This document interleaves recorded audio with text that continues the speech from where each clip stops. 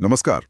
आज हम गोता लगा रहे हैं भारतीय आईपीओ यानी इनिशियल पब्लिक ऑफरिंग बाजार की हलचल भरी दुनिया में। जी। हमारे पास कुछ दिलचस्प स्रोत हैं जो पिछले कुछ सालों, खासकर पैंडेमिक के बाद जो ट्रेंड्स रहे हैं, परफॉर्मेंस रही है और हाँ, इन्वेस्टमेंट से जुड़ी बातें, उनका विश्लेषण करते हैं। हाँ, और इन स्रोतों के जरिए हमारा मकसद यही समझना है कि भाई भारतीय आईपीओ बाजार में आखिर चल क्या रहा है। ये जो जबरदस्त तेजी दिख रही है, क्या ये टिकेगी या कहीं ये बस एक, आप कह सकती हैं, बुलबुला तो नहीं। हाँ, बुलबुला। और सबसे जरूरी, एक इन्वेस्टर के तौर पर इस माहौल में क्या समझना चाहिए और क्या करना चाहिए। बिल्कुल, क्योंकि सतह पर तो चमक बहुत दिख रही है। सोचिए, पिछले कुछ सालों में भारतीय आईपीओ बाजार ने न सिर्फ वापसी की, बल्कि रॉकेट की रफ्तार पकड़ ली है। हाँ बिल्कुल। एक आंकड़ा है मेरे पास, 2023 में 60 आईपीओ थे, 2024 में ये बढ़कर 93 हो गए। 93। ये करीब 55% की छलांग है। और इससे भी ज्यादा चौंकाने वाली बात शायद ये है कि लगभग 79 से 80% आईपीओ वो लिस्टिंग वाले दिन ही निवेशकों को मुनाफा दे रहे हैं। 80%? हाँ, ये आंकड़े तो किसी को भी खींच सकते हैं अपनी तरफ। चलिए जरा इन नंबर्स और ट्रेंड्स की गहराई में उतरते हैं, देखते हैं कि पूरी कहानी क्या है। हाँ बिल्कुल। तो सबसे पहले बाजार की इसी ग्रोथ और स्थिरता को देखते हैं। आंकड़े यही दिखा रहे हैं कि ये सिलसिला रुका नहीं है। 2023 में 60, 2024 में 93 और 2025 की पहली छमाही H1 में ही 108 आईपीओज आ चुके हैं। 108 सिर्फ 6 महीने में। हाँ। पर इसमें एक बात ध्यान देने वाली है, 2025 के पहले 6 महीनों में आईपीओ की संख्या तो बढ़ी, लेकिन इनसे जो कुल रकम जुटाई गई, मतलब ट्रांजैक्शन वॉल्यूम, वो पिछले साल इसी टाइम के मुकाबले 30% कम हुई। अच्छा, 30% कम? हाँ, हालांकि फिर भी करीब $4.6 बिलियन जुटाए गए, जो दिखाता है कि बाजार में एक्टिविटी तो है, भले ही शायद डील साइज थोड़े छोटे हुए हों। सही बात है। ये बाजार की एक तरह की मजबूती या कहें लचीलापन भी दिखाता है। बिल्कुल। और जैसा आपने कहा, सक्सेस रेट यानी लिस्टिंग पर मुनाफा देने वाले आईपीओ का प्रतिशत वो लगातार ऊंचा बना हुआ है, 79-80% के आसपास। हाँ, ये निवेशकों के लिए तो एक बात बड़ा पॉजिटिव सिग्नल है। निश्चित रूप से। और सिर्फ सफल होना ही नहीं, मुनाफे का साइज भी देखिए, औसतन 47% का लिस्टिंग गेन। 47% औसत? कमाल है। हाँ, और कुछ कंपनियों का प्रदर्शन तो मतलब असाधारण रहा है। जैसे वो ज्योति सीएनसी ऑटोमेशन, हाँ, जिसने अपने इश्यू प्राइस 331 रुपए के मुकाबले 253% का रिटर्न दिया। ये तो अविश्वसनीय है। 253%। इसी तरह भारतीय हेक्साकॉम 154% और प्रीमियर एनर्जीज 147%। इनके रिटर्न्स भी गजब के रहे। ये आंकड़े देखकर तो लगता है आईपीओ में पैसा लगाना मतलब सोने की खान है। हाँ, आंकड़े तो पहली नजर में यही कहानी कहते हैं, लेकिन यहीं पर एक बहुत महत्वपूर्ण मोड़ आता है, पैंडेमिक के बाद का बदलाव। अच्छा। हमारे स्रोत इस बात पर बहुत जोर देते हैं कि महामारी से पहले और बाद के आईपीओ परफॉर्मेंस में जमीन आसमान का अंतर है। ये समझना बहुत जरूरी है। वाकई ये तो दिलचस्प है। मतलब ये जो शानदार रिटर्न्स हम अभी देख रहे हैं, ये हमेशा से ऐसे नहीं थे। जरा इस पहले और बाद के फर्क को खोलिए। कितना बड़ा अंतर आया है। बहुत बड़ा। आप आंकड़ों पर नजर डालिए। महामारी से पहले जो आईपीओ लिस्ट हुए, उनका औसत एक साल का रिटर्न सिर्फ 5.5% था। सिर्फ 5.5%। सिर्फ 5.5%? ठीक है। अब इसकी तुलना कीजिए महामारी के बाद के आंकड़े से। ये उछलकर 173.3% हो गया। क्या? 173.3%? 5.5% से सीधा 173.3%? अरे बाप रे, ये तो कल्पना से परे है। मतलब पहले जो रिटर्न लगभग एफडी जैसा था, वो अचानक मल्टीबैगर बन गया। बिल्कुल। और छोटी अवधि जैसे 6 महीने के रिटर्न का क्या हुआ? वो भी बदला। वो भी उतना ही नाटकीय है। 6 महीने का औसत रिटर्न पहले -2.9% था, मतलब नुकसान। हाँ, और वो महामारी के बाद सुधरकर 90.4% पॉजिटिव हो गया। और लिस्टिंग वाले दिन का औसत लाभ, जो पहले महज 5.6% था, वो बढ़कर लगभग 90% तक पहुंच गया। 90% लिस्टिंग गेन औसतन। तो इस जबरदस्त काया पलट के पीछे वजह क्या रही होगी? क्या ये सिर्फ एक संयोग था या इसके पीछे कुछ ठोस कारण थे? नहीं, संयोग नहीं। स्रोत कई कारणों की ओर इशारा करते हैं। एक तो सरकारों ने इकोनॉमी को सहारा देने के लिए जो स्टिमुलस पैकेज दिए, उनसे बाजार में लिक्विडिटी आई, पैसा आया। हाँ, वो तो था। दूसरा, रिटेल यानी हम आप जैसे आम छोटे निवेशकों की भागीदारी, वो अभूतपूर्व रूप से बढ़ी। लॉकडाउन के दौरान कई नए डीमैट अकाउंट खुले और लोगों ने शेयर बाजार में, खासकर आईपीओ में जमकर पैसा लगाया। हाँ, वो वर्क फ्रॉम होम ट्रेडिंग वाला दौर। बिल्कुल।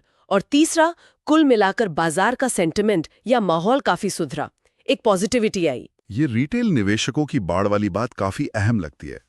क्या इसका मतलब ये भी है कि बाजार अब ज्यादा भावनाओं या हर्ड मेंटालिटी, मतलब भेड़चाल से चल रहा है, बजाय कंपनी के फंडामेंटल्स के? मौजूदा बाजार की डायनामिक्स में इनका क्या रोल दिख रहा है? ये एक बहुत अच्छा सवाल है और इसका असर साफ दिख रहा है।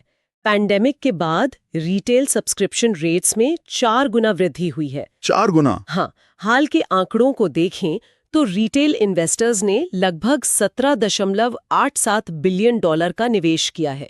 ये रकम 2022 में आईपीओ से जुटाए गए कुल फंड का 2 गुना है। 2 गुना? ये साफ दिखाता है कि आईपीओ बाजार अब सिर्फ बड़े इंस्टीट्यूशंस का खेल नहीं रहा।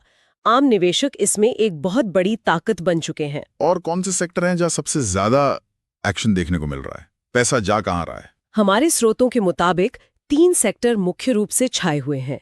एक तो टेक्नोलॉजी, दूसरा रिन्यूएबल एनर्जी यानी अक्षय ऊर्जा, और तीसरा हेल्थ केयर। अच्छा, टेक, रिन्यूएबल, हेल्थ केयर। हाँ, इन सेक्टर्स की कंपनियों के आईपीओ में इन्वेस्टर्स की भारी दिलचस्पी दिख रही है और अच्छी खासी पूंजी भी जुटाई जा रही है। शायद इन्हें भविष्य के ग्रोथ एरियाज की तरह देखा जा रहा है। या एक और दिलचस्प विरोधाभास या पैराडॉक्स सामने आता है, ओवर सब्सक्रिप्शन का। हाँ, बिल्कुल होता है। ये तो जबरदस्त मांग दिखाता है, मतलब पक्का मुनाफा, है ना? हाँ, यहीं पर कहानी में एक और पेच है।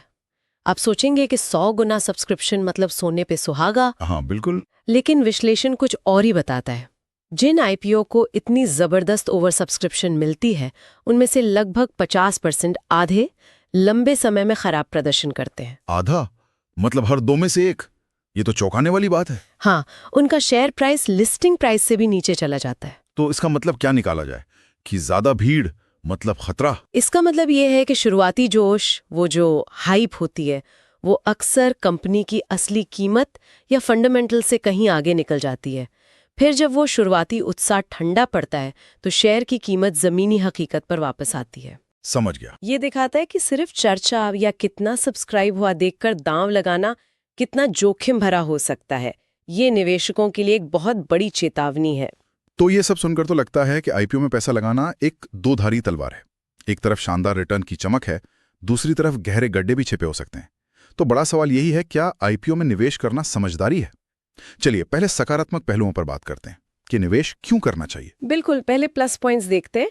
पहला, भारत इस वक्त दुनिया के टॉप आईपीओ बाजारों में से एक है।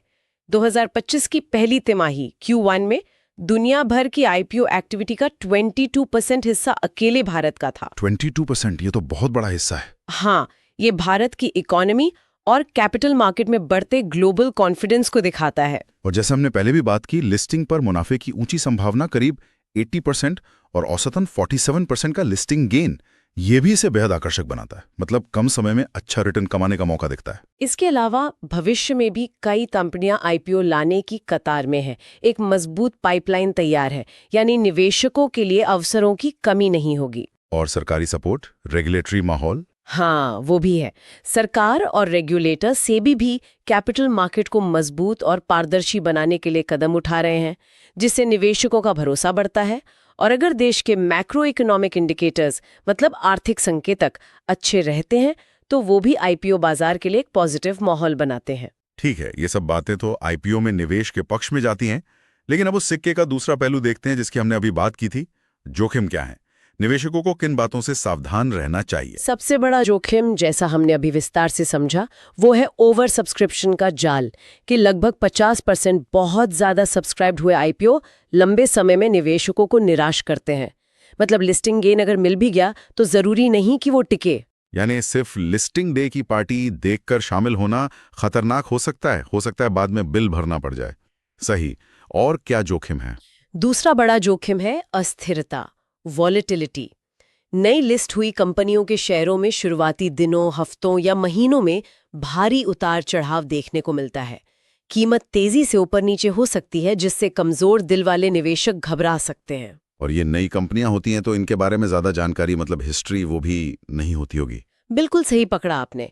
जो पुरानी स्थापित कंपनियां हैं, उनके विपरीत नई लिस्ट होने वाली कंपनियों का सालों का ट्रैक रिकॉर्ड या परफॉर्मेंस डेटा अवेलेबल नहीं होता।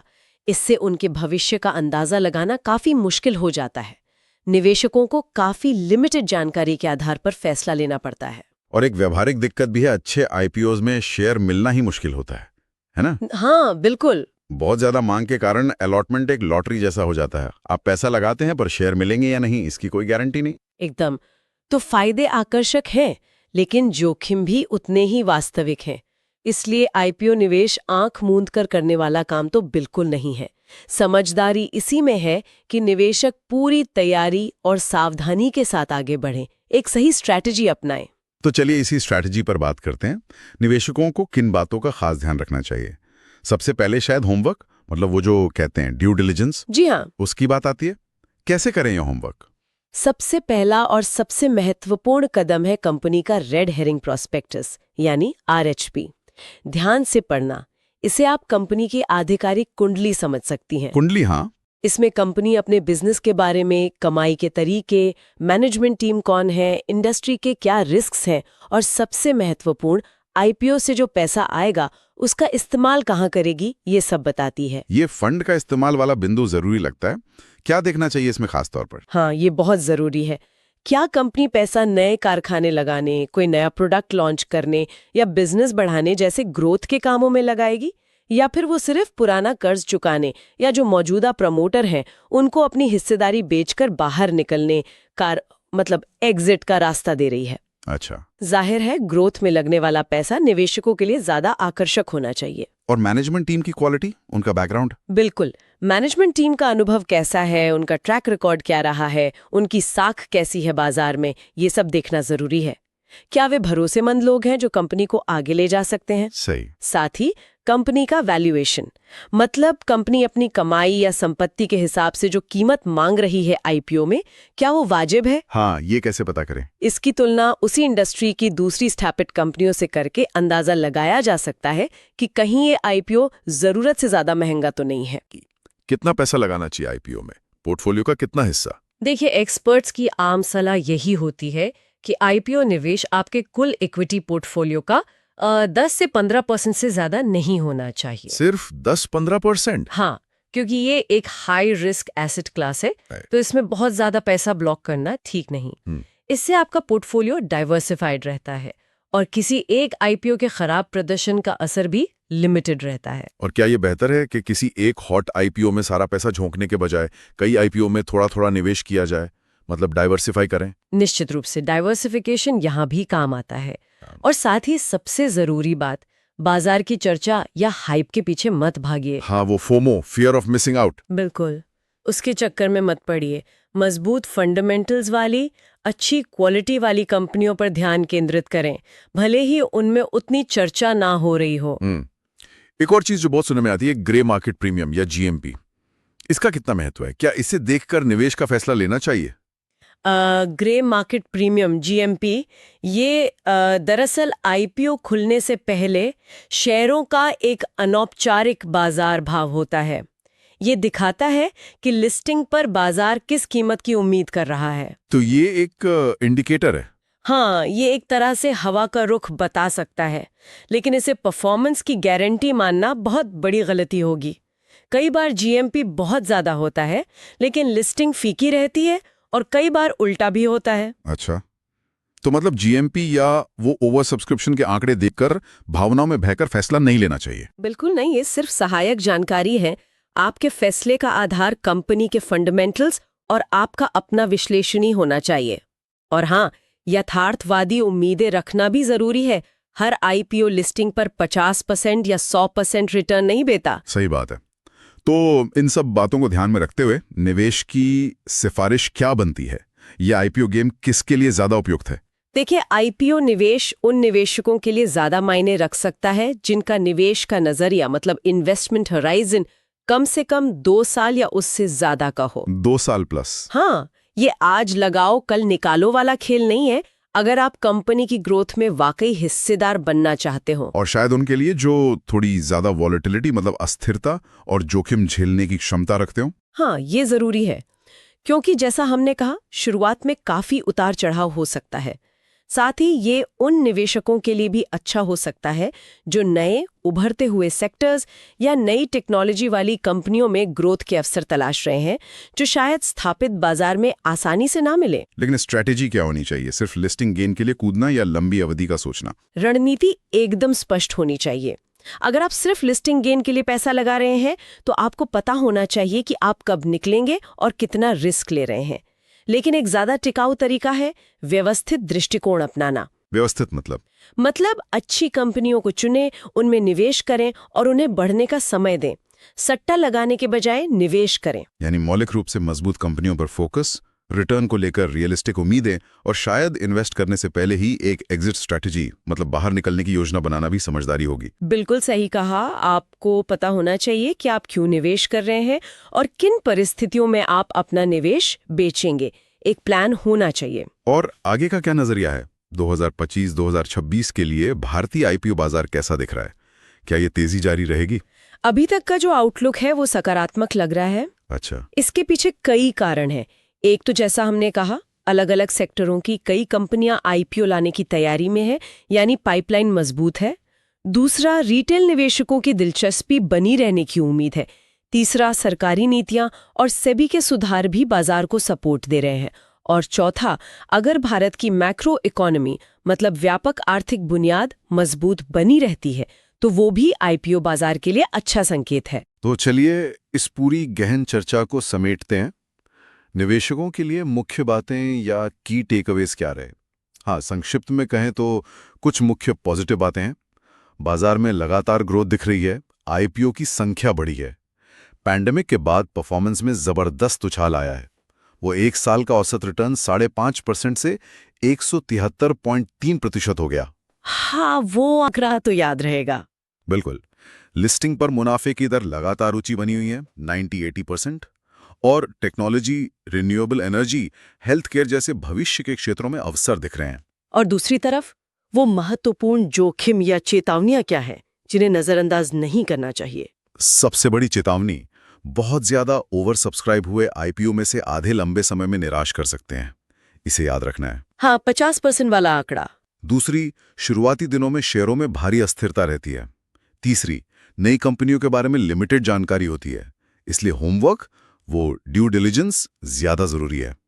और चौथी, अच्छे आईपीओ में शेयर मिलना भी एक चुनौती है, अलॉटमेंट की कोई गारंटी नहीं। तो अंत में निवेशकों के लिए आपका अंतिम संदेश क्या होगा? भारतीय आईपीओ बाजार निश्चित रूप से रोमांचक अवसर प्रस्तुत करता है, इसमें कोई शक नहीं। लेकिन ये जंगल की तरह है, खूबसूरत भी और खतरनाक भी। वाह, अच्छा कहा। ये उन निवेशकों के लिए है जो अनुशासित हैं, अपना होमवर्क करते हैं और भावनाओं में बहकर फैसले नहीं लेते। पैंडेमिक के बाद की शानदार तेजी देखकर जोश में आना स्वाभाविक है, लेकिन जोखिमों, खासकर वॉलेटिलिटी और ओवर सब्सक्रिप्शन के भ्रम के प्रति सतर्क रहना और रिटर्न के बारे में यथार्थवादी उम्मीदें रखना ही सफलता की कुंजी है। बिल्कुल। तो ये थी हमारी आज की पड़ताल भारतीय आईपीओ बाजार की। उम्मीद है इससे हमारे श्रोताओं को एक स्पष्ट नजरिया मिला होगा। जाते जाते एक सवाल आपके लिए छोड़ जाते हैं जिस पर आप विचार कर सकते हैं। हम सब लिस्टिंग वाले दिन के मुनाफे पर इतना ध्यान देते हैं, लेकिन शुरुआती उत्साह ठंडा पड़ने के बाद किसी आईपीओ और उसके निवेशकों के लिए लंबे समय की असली सफलता का मतलब क्या होता है? अच्छा सवाल है। या ये सोचिए कि रिटेल निवेशकों की ये जो बढ़ती हुई फौज है, हाँ। ये आने वाले सालों में भारतीय आईपीओ बाजार के मिजाज और उसकी अस्थिरता को किस तरह से बदलेगी।